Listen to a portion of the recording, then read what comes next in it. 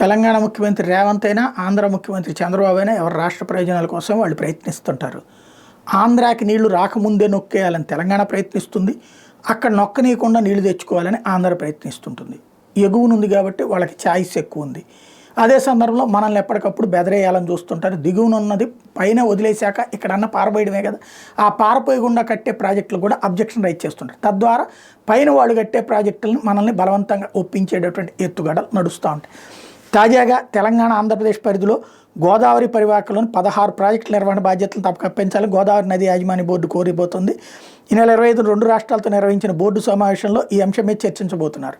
అయితే అంతా విచిత్రంగానే ఉంటుంది. ఏంటంటే ప్రతిదీ కూడా వాళ్ళు అడుగుతారు, వీళ్ళు చేయరు. వాళ్ళేమో పాప గోదావరి బోర్డు, కృష్ణా బోర్డు వాళ్ళు జీతాలు మాత్రం ప్రతి ఏడాది తీసుకుంటాను, ప్రతి నెల తీసుకుంటూనే ఉంటారు.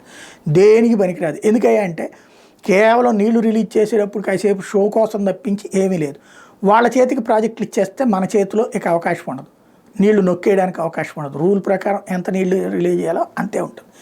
అప్పుడు రాజకీయ నాయకుల చేతుల్లో ఉండదు, పార్టీలు అధికార పక్షాల చేతుల్లో ఉండదు. కాబట్టి వాళ్ళు ఎవరు పేరుకి అలా సాగుతూనే ఉంటుంది. ఇప్పటికీ 10 ఏళ్ల నుంచి సాగుతోంది, 11 ఏళ్ల నుంచి ఇంకా నడుస్తూనే ఉంటుంది అది.